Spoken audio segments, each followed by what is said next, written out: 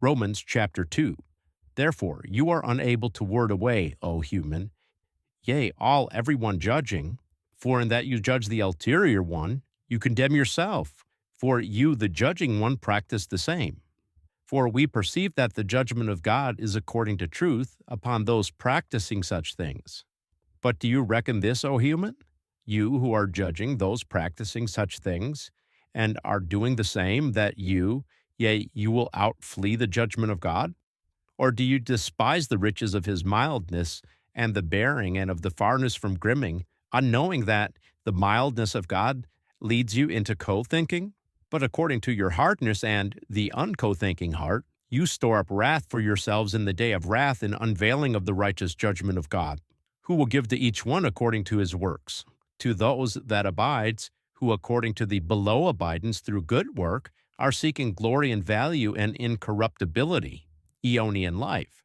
But to those who act out of strift and are being incompliant to the truth, but complying to the unrighteousness, wrath and grimming. Affliction and straitened room is upon every soul of human, down working badness of the Jew, besides also beforehand of the Hellene. But glory and value and peace is to every one working the good, to the Jew besides also beforehand to the Hellene. For there is not any two taking by God.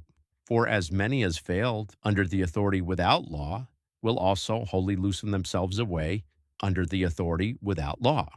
And as many as failed in law will be judged through law.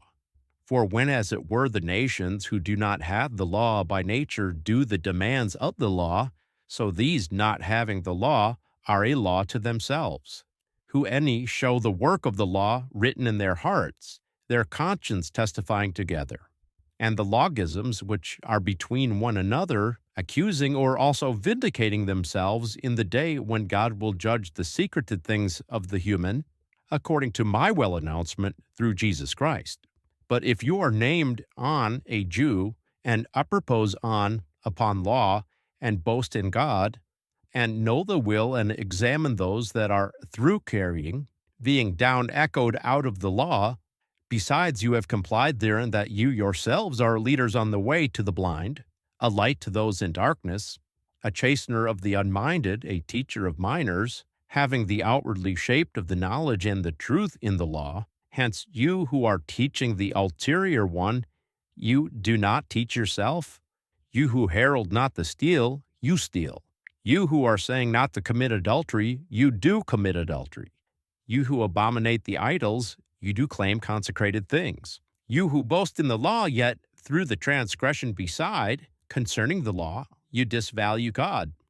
For the name of God is blasphemed in among the nations because of you, according as it is written. For this cause that abides, circumcision benefits, so if you practice the law. But so if you are a transgressor beside concerning the law, your circumcision has become foreskinness. Hence, if he who has the foreskinness keeps the just adequate requirements of the law, will not his foreskinness be reckoned for circumcision? And the foreskinness out by nature, finishing the law, will judge you, who through writing and circumcision is a transgressor beside concerning the law. For he is not a Jew who is one in the revealedness, but also not is circumcision that which is in revealedness in the flesh.